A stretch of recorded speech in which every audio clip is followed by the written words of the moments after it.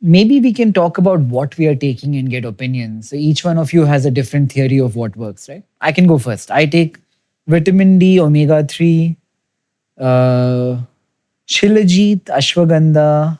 I don't know what your thoughts are, would love to know. And magnesium at night. Have you measured your omega levels? Can you measure your omega Yeah. levels? Yeah. So we will be, so it's, in the US, there's Omega Quant that does that. In India? In India, BioPeak will be. Okay. Yeah. So you're saying constantly measure my levels to take. Exactly. I wouldn't take anything unless you can measure it. Ironically enough, that's what you were saying as well. Yeah. Yeah. I mean, some of the things you can't measure directly. For example, magnesium, right? A lot of people rely on blood tests for magnesium, which is not the right way. You should rely on, DEXA for that. So because over a period of time, body's homeostasis would leach out magnesium and other minerals from your bones and still maintain your, blood concentration. So sometimes those things can like incorrectly show that you have sufficient magnesium, but might not so. How often do you measure? Which one? How all the blood markers? Blood's like once every month or two. But yeah, we do thousands of measurements every month across everything: imaging, blood, methylation, like. What should I measure? Like if I could do only like 5 tests, Yeah. what should I measure in my body? I mean, the easiest thing to do is blood. Okay. And what am I looking for in blood? It depends on how advanced you want to get. You can get very robust, like 100 variable panel of blood. You can do very basic of like 12 to 15. Okay. So you like take your pick on how advanced you want to become. Mm-hmm. If you want to become more sophisticated, you could do after that, you could do some epigenetic testing. So you can see your speed of aging or the age of your organs according to DNA methylation patterns. You could do a full body MRI, looking for bad stuff like cancer, tumors, but also baselining your organs with the biological age. You can do a microplastics test. We just did that as a company. So you can do a finger prick and see the microplastics in your bloodstream. And then there's a whole bunch of other, like there's endless tests. You can do a microbiome test. You can do like a whole bunch of stuff. So and if you were to suggest 5 supplements, I know it's a generalization, for the average 25-year-old, what are the supplements they should be on most often? Yeah, it's what they're deficient in. Right. Always start with the deficiencies as the most powerful. Longevity supplements. This is the big one. Everybody will. I know we're all taking different things. Even though JC might say no and nod his head, I know he's taking something. I'm not taking anything. I can go on record and tell you guys I'm not taking anything. I was looking through a bag and I found this growth hormone needle.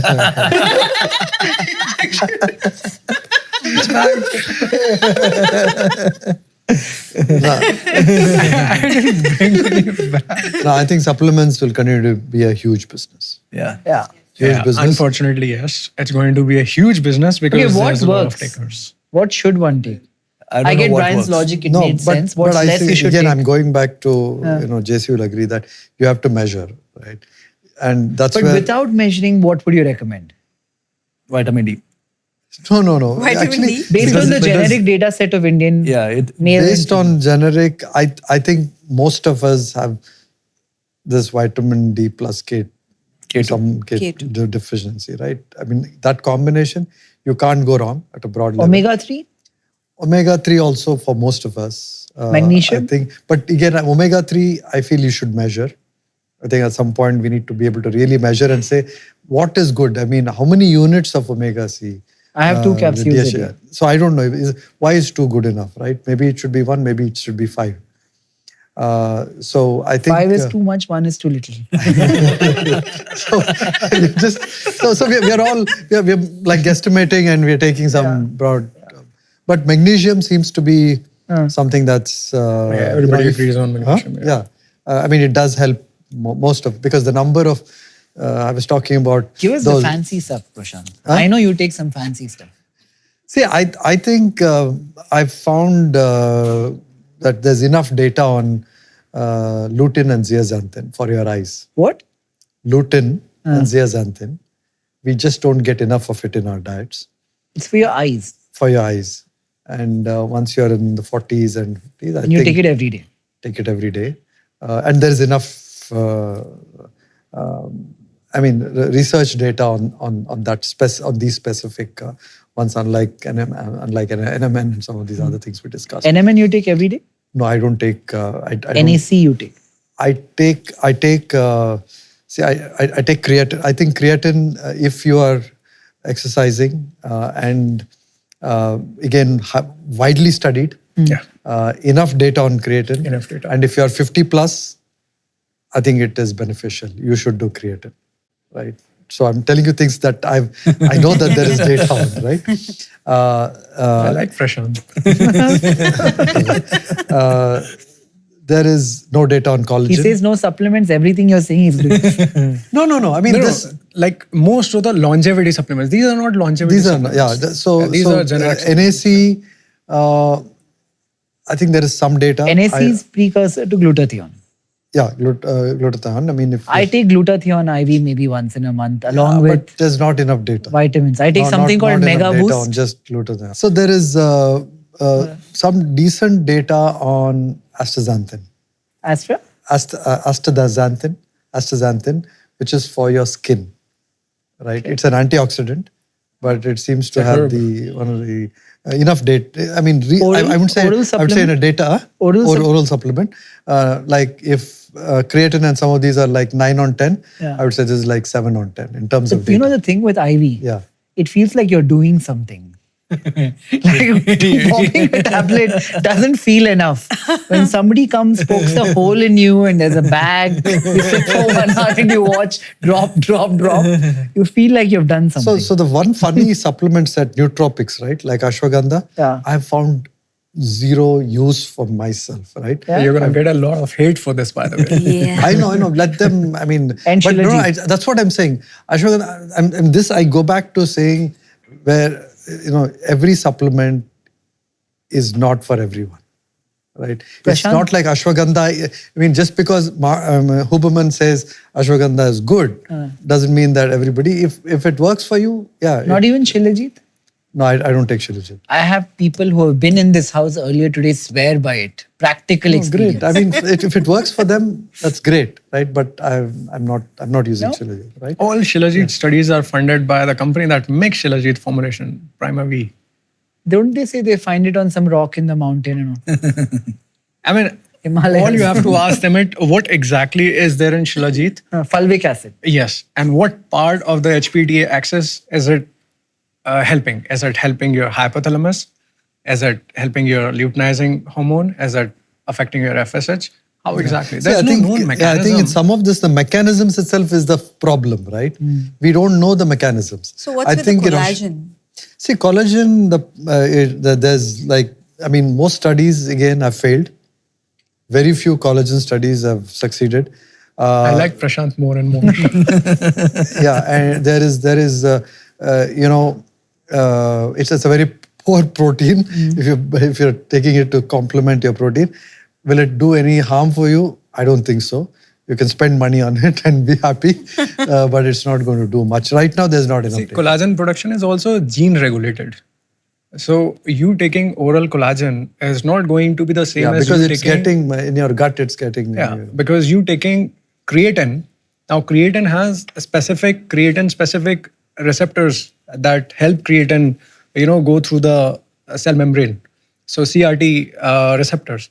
But collagen, if you just take collagen, it'll end up in your bloodstream, but it will not affect any of these things. Yeah, it's not getting into any cell membrane. It's not. And what you are getting is basically essential amino acids, which your body can automatically produce when in times of need. So you taking collagen supplementation is not going to in any way meaningfully increase the production of collagen. That's completely determined by collagen specific genes, which again are determined basis your lifestyle and other epigenetic factors. What else? I think top of the stack, I think these are the best. I do some postbiotics, prebiotics, inulin. You were telling me the other day prebiotics are as important as... Yeah, prebiotics are as probiotics. important, right? And I think there, it depends on how much fiber you're otherwise consuming. Do want to supplement some fiber, if you just can't eat that much fiber, but it depends on your nutritional value. But I think it's a slightly more complex thing, this prebiotics, postbiotics. But I think it's something that I would definitely put some effort on. I think here, I'd just like to flag that, and this, I mean, I went through this,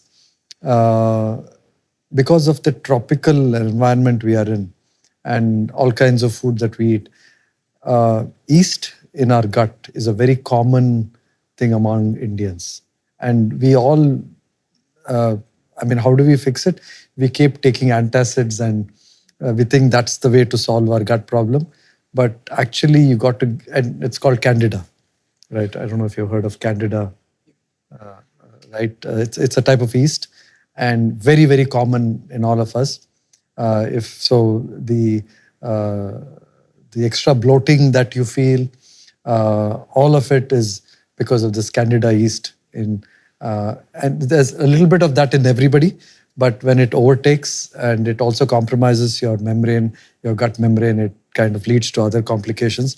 But I think I would just not worry about just general gut micro. So what do you do for this? Candida. Candida. What do you do for it? You need to go to a good, I mean, there are a few places, I mean, in India that will, of course, at some point, many more places. But getting a credible gut microbiome screening place is also difficult in India. But if you find a good one, then they'll be able to detect Candida. So the other question is, when it comes to omega supplements, right? The algae versus fish oil. I constantly go back and forth. Krill oil? Huh? Krill oil too. Oh, krill oil. I don't know. Krill is a fish, right? No, krill is not a fish. Yeah, it is. It is? I thought, yeah, krill was. It is a kind of fish oil. So I think algae is the only plant-based omega supplement. Not enough data, or as much data as fish oil. And fish oil, everybody says, gets rancid. It's going to... Not if you have it right after food. No. Rancid as in the see, one is the source Inside of the your fish. body or? No, outside. Outside. You don't know if what you're eating is already rancid, and you don't know the source of that and how much mercury was there in that fish, right? So it's a little bit of, I'm like always still struggling with finding the right, so I think somebody for India. Is there a brand of supplements you trust? Like, I feel like there's a huge opportunity here for somebody to display the testing and give you the supplements. I think Brian was speaking about when it comes to food, right? And me and Nithin were also talking about it recently. I think there is a huge opportunity for a brand that can be out and open on the lab testing they have done. And the problem is, what is that credible lab that you will base your I think the decision first on? thing any company should do is get a spectrometer. Like you have to get lab in-house, because as long as you're getting tested. You mean at home, you're saying? No, in-house as in the distribution. The distribution. Because you want to be testing, at a certain frequency, and you can't do it if you send it outside. And not just with supplements, even with food. As in, just to be, like, I question every single thing that's Do you have a put on. spectrometer at home? Spectrometer is expensive. No, but supplementation... He wants to now start growing his own vegetables, so... No, but supplements in India, I think, huge question. Yeah. So... They don't come from, like, they're not engineered. They're not like homebred, because even if we talk about whey protein, it's not that we have whey protein companies in India. Like besides Amul, I don't think they're just importing. We are importing everything. And when it comes to whey protein, we're just mixing stuff, labeling it and selling it. And most of the manufacturing happens by the same set of guys. So, yeah. Testosterone?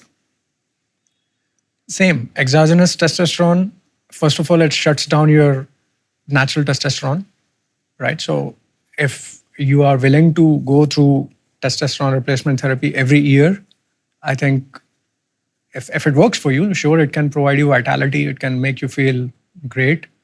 It works for. But what have you seen to kind of increase it? It will increase your cardiovascular risk. And how do you take it? Oral supplement? No.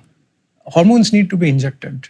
Like most of these hormones will have to be injected. Orally, they will not be like bioavailable. All this tonka tali and all of that nonsense? No data.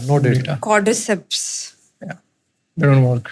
Some of these Huberman types talk about it. Tonka tali he does. Tongatali and Fudochia agrestis. So Huberman also has a conflict of interest because AGI promises they have all of these things, and Huberman has an investment in AGI. No. AG1 doesn't really have this. Tongatali and Fudochia, it doesn't. Right. AG1 is essentially a vitamin and a mineral drink. No, that's like your like a green juice. The green juice, which has all the micronutrients. It's more micronutrient. I mean, the problem Brian had was the fact that they're paying influencers quite a bit. So if you're selling something of $100 and you're paying $20 forever to the influencer, but then Brian's stuff is also very expensive. It's not cheap. Yeah. So that's what I wanted to ask. It's very but then he said that what goes into it, he's open sourced. He's open sourced. Isn't AG1 like that? No, AG1. AG1 has this other problem, right? They don't tell you what exactly is I mean, that is a problem. Okay. So final takeaways. I think we've recorded for near 5 hours. Wow. 4 hours. 4 hours. Nusar wasn't joking when he told me that the podcast went on for 5 hours. Just short. Takeaways in the sense, A, outside of the supplements you mentioned, first thing I want to know, is there something you're taking that he's not? No, I'm only taking vitamin B12 and I'm taking finasteride. Finasteride is? It's for hair, basically. So if you have A, which is androgenic alopecia, so male pattern. That's actually an interesting question. Is there something for hair to reverse balding? No, not reverse. Finasteride does what? It basically protect what you have. DHT blocker. Minoxidil? Minoxidil is more like caffeine. It will stimulate hair follicles. Yeah. So it will stimulate hair follicles. It will give you, but again, the amount of alcohol they put in minoxidil, it's likely not good for you. So I'd rather stick to something which is more caffeine based than minoxidil. So the B supplement, sorry, I missed it. I do take some B Vitamin B. supplements. Vitamin B is like B complex. No, it depends on which. You don't need necessarily all of them. Yeah. So you shouldn't be taking a B complex, whether it's B6 or B12 or folate, which depends on what. So in my blood test, I do these like every quarter. So in that, I had a deficiency of B12. So taking it. And I think you get it otherwise from animal sources, right?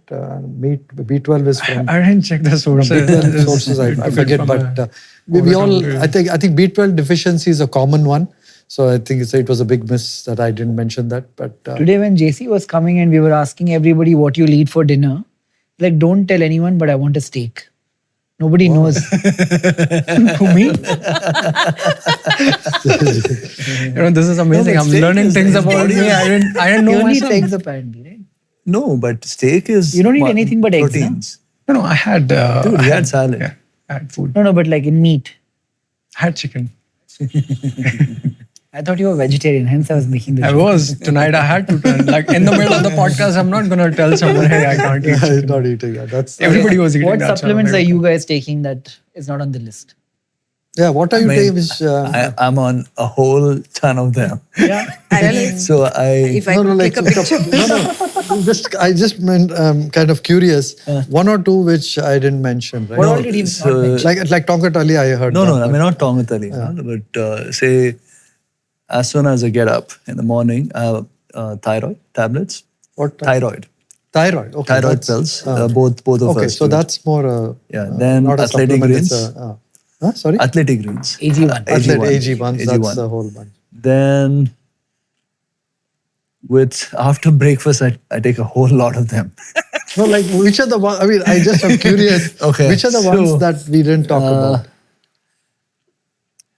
Choline, alpha GPC, L-theanine, Oh, alpha, I mean, alpha GPC. I mean, this is for mental health. I mean, Okay. I started a lot of this so choline after and thing. Okay, fine. after the Yeah. after the serious stroke. I thought, Yeah, I mean, choline I've heard. Yeah. About choline. and B12, B2. The rest. Then we spoke. then yeah, there are a bunch of them. So I don't know how much it's helping me, but I'm taking. Seema, what are the ones which we should take? Nothing that wasn't mentioned here. Okay. Yeah, thyroid is something. Other Thyroid than is a thyroid, medical, yeah. yeah.